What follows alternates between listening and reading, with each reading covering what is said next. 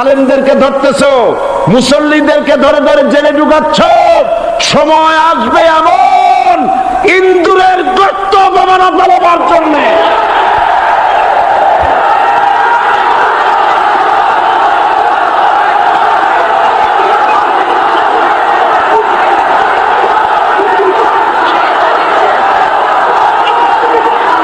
এই দলটির নাম ছিল আওয়ামী মুসলিম লীগ।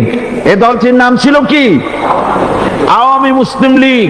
তখন তারা নারায়ে তাকবীর, আল্লাহু আকবার ধ্বনি দিত, স্লোগান দিত, কিন্তু ধর্মনিরপেক্ষ মতবাদ দলীয় আদর্শ হিসাবে গ্রহণ করার কারণে নারায়ে তাকবীর, আল্লাহু আকবার এই স্লোগান তারা বর্জন করেছে।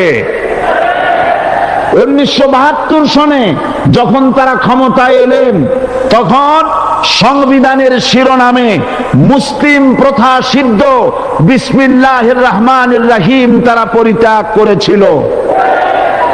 সমস্ত বিশ্ববিদ্যালয়ের মনোগ্রাম থেকে ইকরা বিসমি রব্বিকাল্লাযী খালাক রব্বি জিদনি ইলমা এটাকে তারা বাদ দিয়েছিল।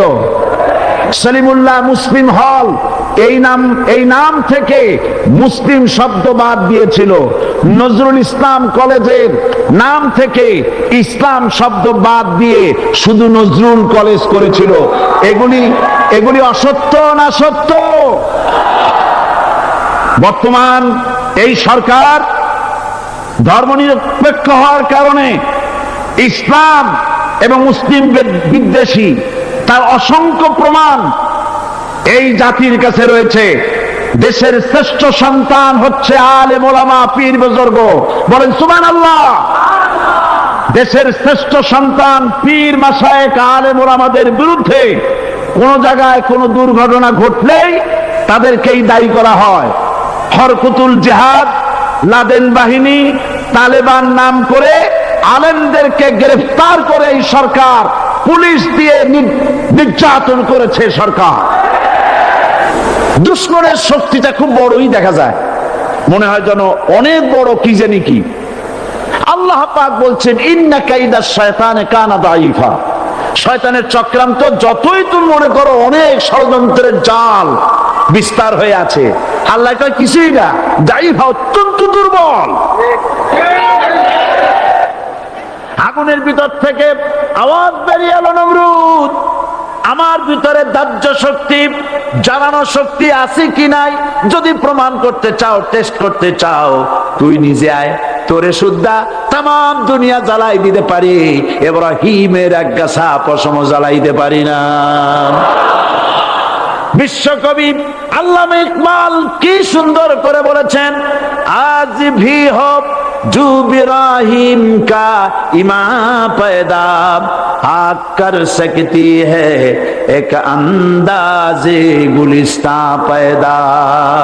ইব্রাহিমের ঈমান যদি আজও কোথাও হয় বিদ্যমান, করতে পারেন অগ্নিকুণ্ডে খুবসুরত এক গুলিস্তান। এখনো যদি ইব্রাহিমের সন্তানদেরকে আগুনের মধ্যে ফেলে দেওয়া হয়, আর ইব্রাহিম ঈমান যদি থাকে, আগুনকে ফুলের বাগান বানাবার ক্ষমতা আল্লাহর আছে। রাষ্ট্র শক্তি, তাদের হাতে অস্ত্রপাতি তো খুব শক্তি, আর তারা একবার ক্ষমতায় যায়, ওরা মনে করে এই ক্ষমতা থেকে আমাদেরকে কেউ নামাইতে পারবে না। বিংশ শতকের শ্রেষ্ঠ মুজাদ্দিদ আল্লামা সৈয়দ আবুদুল্লাহ মওদুদী রাহমাতুল্লাহ আলাইহি তিনি এক জায়গায় লিখেছেন, স্বৈরাচারীরা তার পতনের সমস্ত ছিদ্র বন্ধ করে, কিন্তু একটা ছিদ্র বন্ধ করতে পারে না, মনের ভুলে সেই ছিদ্রটা থেকেই যায়, যেই ছিদ্র দিয়ে আসলে তার পতনটা হবে। ক্ষমতায় গিয়ে মনে করে চিরকাল ক্ষমতায় থাকবো। গাড়ির চাকা সব সময় উপরে থাকে না, গাড়ির চাকা সব সময় উপরে থাকলে গাড়ি তো চলবেই না, গাড়ির চাকা ঘোরে বলেই তো গাড়ি চলে। সুতরাং এই উপরে তোমার চাকা উপরে এখন আছে বলে, তোমার দলের চাকা উপরে আছে বলে যারা মানুষের উপরে জুলুম করছো, আলেমদেরকে ধরতেছো, মুসল্লিদেরকে ধরে ধরে জেলে ঢুকাচ্ছ, সময় আসবে এমন ইন্দুরের গর্ত অপমানা ফেলবার জন্য।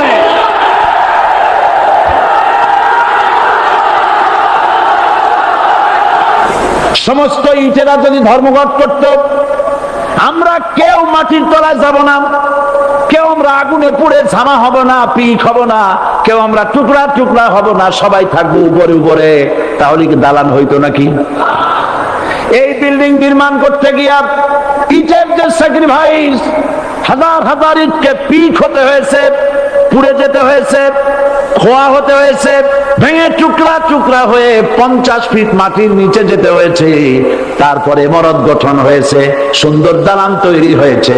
যারা ইসলামী শাসন চান, আল্লাহর দ্বীনকে বিজয়ী দেখতে চান, তাদেরকে অসংখ্য মানুষকে পোড়াইটের মতো জেলখানায় পুড়ে পুড়ে মরতে হবে, অসংখ্য মানুষকে ফাঁসির কাস্টে ঝুলতে হবে, গায়ের রক্ত দিতে হবে, শহীদ হতে হবে, তারপরে ইসলামের ইমারতটা কায়েম হয়ে যাবে।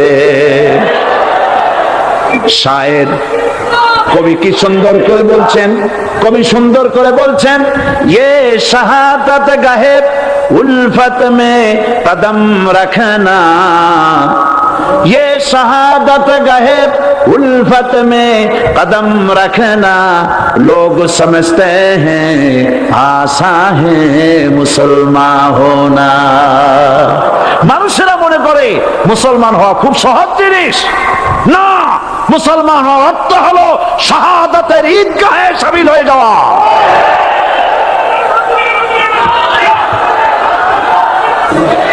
আমরা নাকি ধর্মের নামে রাজনীতি করি। আমি বলি, ধর্মের নামে আমরা রাজনীতি করি না, আমরা ধর্মীয় রাজনীতি করি। কথাটা বুঝে আসছে কিনা? ধর্মের নামে রাজনীতি তো সেই ব্যক্তি করে 1996 সনের নির্বাচনের আগে যিনি মাথায় পট্টি বেঁধেছিলেন, যিনি শপথ গ্রহণের সময় হাতে তসবিহ পড়েছিলেন, ধর্মের নামে রাজনীতি তিনি করেছেন। আজ অনেকগুলি ডিগ্রি পেয়েছেন তিনি, অনেকগুলি ডিগ্রি পেয়েছেন। কয়টা মুখস্থ হয়ে গেছে আপনাদের?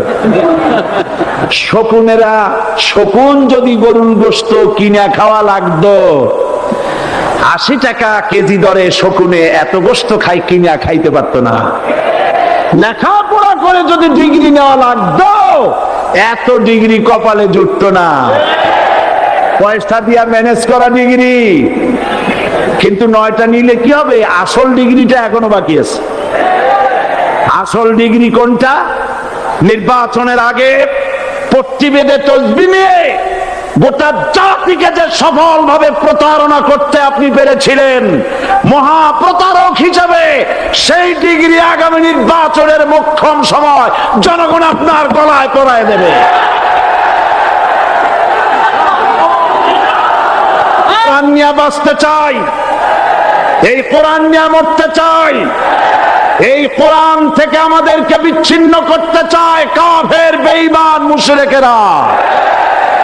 ও আমার জাতি, কোরআন থেকে যারা বিচ্ছিন্ন করতে চায়, তোমরা কি তাদের বিরুদ্ধে জিহাদের জন্য প্রস্তুত থাকবে?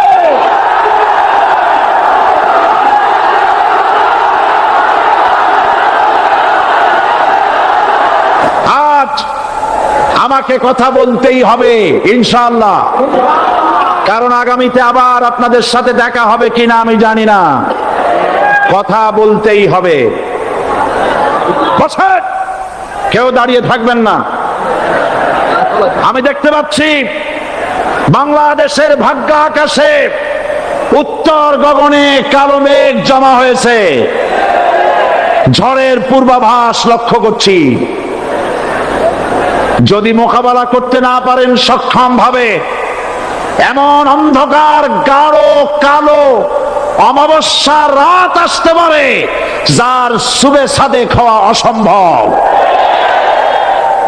সুতরাং আপনারা কি কাপুরুষের মতো কাফের মুশরিকদের গোলামি করে মরতে চান? বিড়ালের মতো 500 বছর বেঁচে থাকার কোনো লাভ নাই। সিংহের মতো 1 ঘন্টা বাঁচতে চাই। আমাদেরকে বলা হয় সাম্প্রদায়িক উস্কানিমূলক কথা নাকি আমি বলি। পত্রপত্রিকা দিছে না তারা? সাম্প্রদায়িক উস্কানি কথা। সাম্প্রদায়িক উস্কানিমূলক কথা বলি, সেই জন্যই বোধহয় শত শত মুসলিম আমাদের কাছে এসে মুসলমান হয়। মানুষে আর বোকা বানানো যাবে না। যাবে কি? আর বোকা বানানো যাবে? তারপর বলছে কি, এরপরে বলছে, আমাকে বলছে রাজাকার। শুনে রাখো, চট্টগ্রামের লক্ষ লক্ষ জনতা, পার্লামেন্টে যখন আমাকে এই কথা বলা হয়েছিল, আমার পার্লামেন্টের কলিগ জাফরুল্লাহ চৌধুরী সাহেব বসে আছেন এখানে, হ্যাঁ, জাফরুল ইসলাম চৌধুরী বসে আছেন পাশে, প্রধানমন্ত্রী সুদ্ধা, অন্তত 3 শতাধিক পার্লামেন্টের সম্মানিত সদস্যরা সেদিন বসা। 1997 সনের বাজেট বক্তৃতা যখন আমি করতেছিলাম, ডক্টর কুদরতে খোদা, নাম রাখছে কুদরতে খোদা, আসলে গজবে খোদা। এই লোকটি নাস্তিক, ইসলামের চূড়ান্ত দুশমন।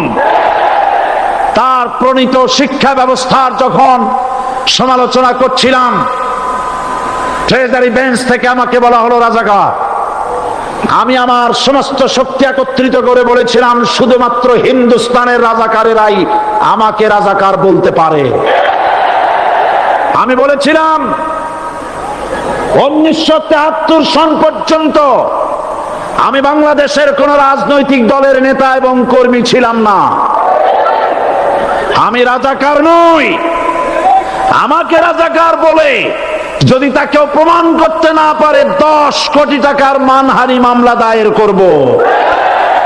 আমার এই বক্তব্য সারা দুনিয়া শুনেছে।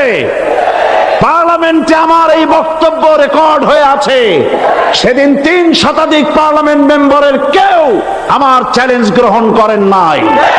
যে কোনো ব্যক্তি পার্লামেন্টে গিয়ে আমার বক্তৃতা দেখে আসতে পারেন।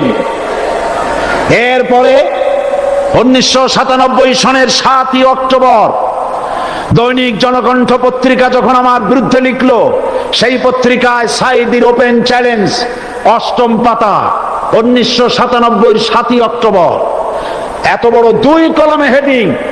সেখানে আমি বলেছি, বাংলাদেশের সকল সাংবাদিক, গোয়েন্দা বিভাগ, বাংলাদেশের সকল বুদ্ধিজীবীকে আমি আমার পিরোজপুরে আমন্ত্রণ করছি। আমার উপস্থিতিতে যদি কেউ প্রমাণ করতে পারে বাংলাদেশের স্বাধীনতা যুদ্ধের বিরুদ্ধে আমার কোনো ভূমিকা ছিল, সজ্ঞানে স্বেচ্ছায় জাতীয় সংসদের সদস্য পদ থেকে পদত্যাগ করব। 3 বছর পার হয়ে গেছে, আজ পর্যন্ত কেউ এই চ্যালেঞ্জের মোকাবেলা করে নাই। সুতরাং আমাকে যারা রাজাকার বলবে, তারা পিতৃ পরিচয়হীন অবৈধ সন্তান। 1971 সনের, শোনো মুসলমানেরা, 1971 সনের কোন কাদা সাইদির গায়ে লাগে নাই। আমাকে রাজাকার বলে জনগণ থেকে বিচ্ছিন্ন করবা, জনগণ থেকে আমারে বিচ্ছিন্ন করা যাবে না। কারণ এই জনগণ আমার জন্য আসে না, এই জনগণ আসে আল্লাহর কোরআনের জন্য। আবু জাহেলের গোষ্ঠী, আবু জাহেলের গোষ্ঠী মনে করেছে সোজা আঙ্গুলে ঘি যখন উঠলো না, আঙ্গুল বাঁকা করতে হবে। শুরু হয়ে গেল অত্যাচার, শুরু হয়েছে না?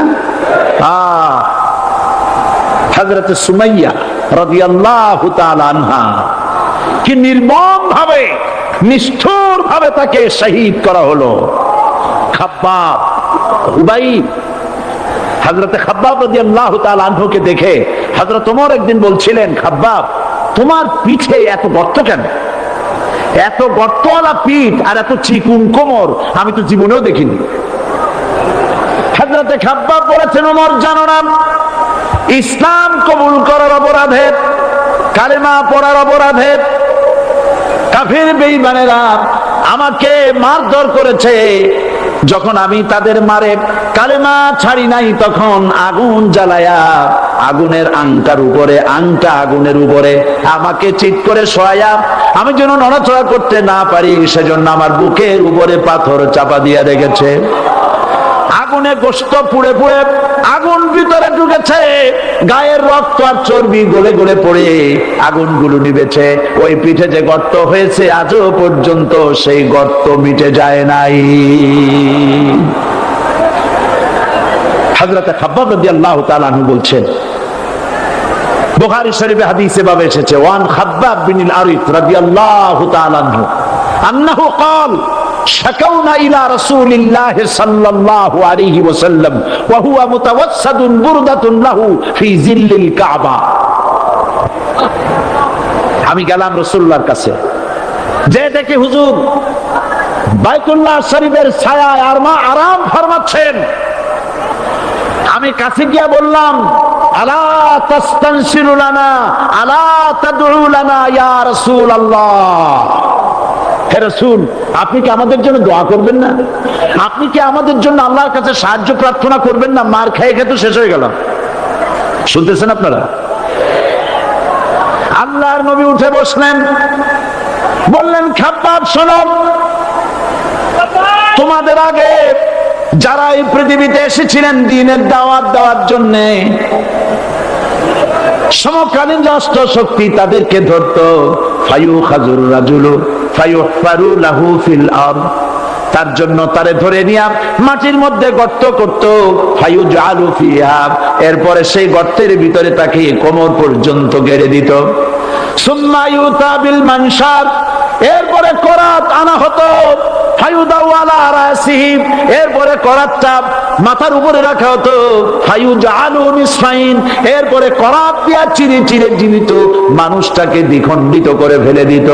মা ইয়াসুদ্দুহু যালিকা আন দীনি, এত কষ্ট দেওয়ার পরেও, এত জুলুম করার পরেও দ্বীনের দায়ীদেরকে এক চুল পরিমাণ আল্লাহর রাস্তা থেকে তারা সরাই দিতে পারে নাই।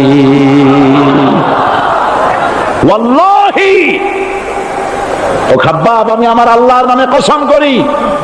মুসলমান কে কসম করতেছে? আল্লাহ রাসূল। আমি আমার আল্লাহর নামে কসম করি, ওয়াল্লাহি লা ইউতাম্মান্নাল্লাহু হাদাল আমর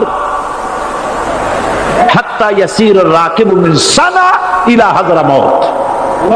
সেদিন বেশি দূরে নয়, ইয়েমেনের রাজধানী সানা থেকে শুরু করে সৌদি আরবের হাযরামাউত পর্যন্ত হাজার হাজার মাইল, এই দীর্ঘ পথে যুবতী নারী তার সৌন্দর্যের পশ্চা নিয়া, আর ধনাঢ্য ব্যক্তিরা সওদাগরেরা তাদের টাকা পয়সা নিয়া একাকে নিয়ে অথবা দলবদ্ধ ভাবে মানুষেরা যাতায়াত করবে। লা ইয়াখাফু ইল্লাল্লাহ, মানুষের মনের মধ্যে কোনো ভয় থাকবে না।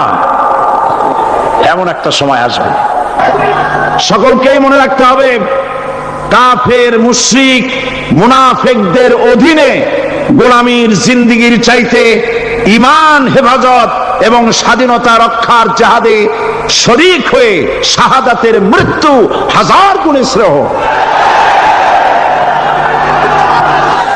তারা চায় আমাকে জনগণ থেকে বিচ্ছিন্ন করতে, কিন্তু জনগণ থেকে আমাকে বিচ্ছিন্ন করা যাবে না। কারণ আমার আকর্ষণে মানুষ আসে না, আকর্ষণ হলো আল্লাহর কোরআন। জনগণকে বিচ্ছিন্ন করা যাবে না। এই চট্টগ্রাম থেকেই ইসলামী রাষ্ট্রের ঘোষণা হবে। এদেশে ভাগ হয়ে গেছে দুটো শিবির, বোঝাই যাচ্ছে। একদিকে ভারতের পা চাটা গোলাম, নাস্তিক, মোরতাদ শ্রেণীর বুদ্ধিজীবী এবং তাদের মদতপুষ্ট সরকার, আর একদিকে ইসলামী শক্তি, ইসলামী দল আর দেশ প্রেমিক জাতীয়তাবাদী শক্তি। একদিকে হিমালয় পাহাড়, আর একদিকে সূচো ইঁদুর।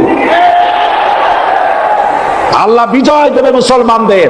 কাদের বিজয় হবে? বাংলাদেশে কোরআনের রাজ কায়েম হোক, তাকে আপনারা চান? কারা কারা চান? দুহাত উঁচু করে দেখান।